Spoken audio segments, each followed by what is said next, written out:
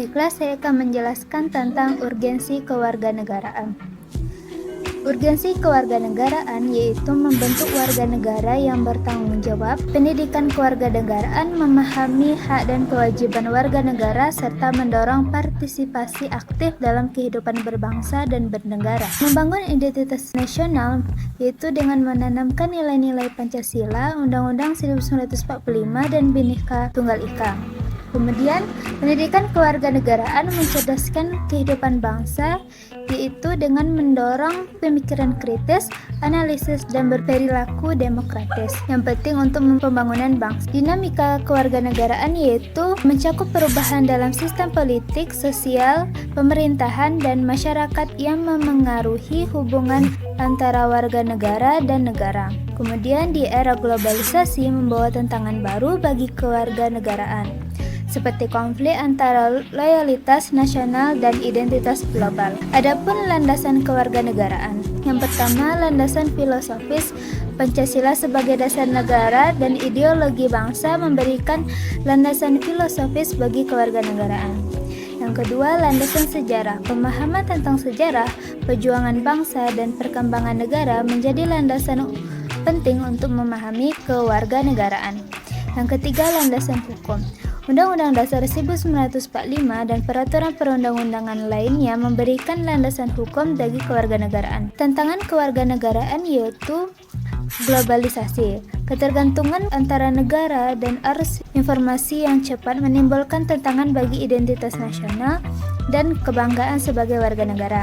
Yang kedua, pluralisme, yaitu keberagaman budaya, agama, dan etis di masyarakat dapat menimbulkan konflik jika tidak diatur dengan baik. Pengertian identitas dan identitas nasional. Identitas adalah ciri khas atau jati diri seseorang atau kelompok seperti nama, jenis kelamin, agama, dan lain-lain. Identitas juga berlaku untuk kelompok masyarakat seperti keluarga, organisasi, bahkan bangsa. Identitas nasional adalah jati diri suatu bangsa yang mencerminkan karakter khas yang membedakan dari bangsa lain.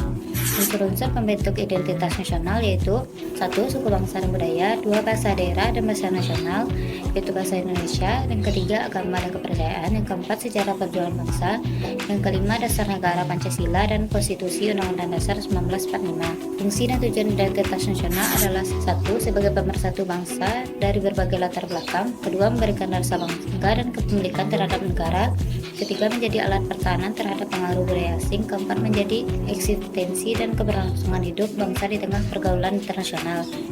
Tantangan terhadap identitas nasional.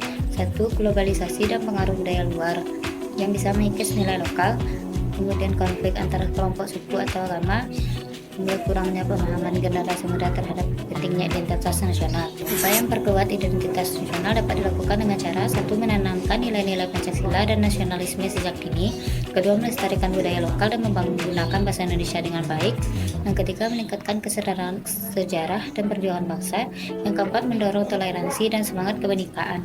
Unsur dinamika identitas. Yang pertama, perubahan sosial yang dapat mempengaruhi identitas seseorang seperti perubahan nilai, norma, dan kebiasaan. Yang kedua, pengalaman hidup. Pengalaman hidup dapat mempengaruhi identitas seseorang seperti pengalaman trauma, kegagalan, atau keberhasilan. Yang ketiga, interaksi sosial.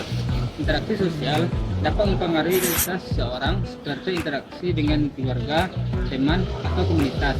Yang kedua, tantangan identitas. Yang pertama, krisis identitas. Krisis identitas dapat terjadi ketika seseorang mengalami perubahan yang signifikan dalam hidupnya, seperti perubahan bekerja atau perubahan status sosial. Yang kedua, konflik identitas. Konflik identitas adalah seseorang yang memiliki identitas yang berbeda, seperti identitas sebagai orang tua dan identitas sebagai pekerja. Yang ketiga, pengaruh sosial. Pengaruh sosial dapat mempengaruhi identitas seseorang seperti tekanan dari keluarga atau teman. Nasional adalah proses dari berbagai perbedaan etnisitas, sosial budaya, terutama karena pengalaman sejarah dan politik. Integrasi nasional mencakup aspek politik, ekonomi, dan sosial budaya. Integrasi politik memiliki wilayah antar wilayah, suku, dan agama. Integrasi ekonomi adalah tentang kebutuhan hidup, kerjasama yang saling menguntungkan. Integrasi sosial budaya adalah penyesuaian unsur yang berbeda dalam masyarakat menjadi satu kesatuan, seperti ras, agama, dan nilai. Urgensi integrasi nasional. Pemerintah yang berkeabsahan penting untuk pembentukan bangsa. Integrasi nasional penting bagi negara karena penjajah tidak membangun kesetiaan nasional. Pembangunan integrasi nasional penting mengatasi keragaman dan primordialisme, sentimen, separatisme, atau konflik. Disintegrasi adalah kebalikan dari integrasi, ketidakpaduan terpecahan dalam masyarakat yang dapat menimbulkan konflik. Makna integrasi nasional. Integrasi nasional adalah persatuan bangsa yang memperkokoh rasa persatuan dan kesatuan. Secara etimologi, integrasi nasional terdiri dari integrasi kesatuan dan nasional bangsa sebagai persekutuan orang latar belakang berbeda dalam satu wilayah dan politik. Secara terminologi, integrasi nasional adalah persatuan, pembauran, dan keterpaduan unsur bangsa.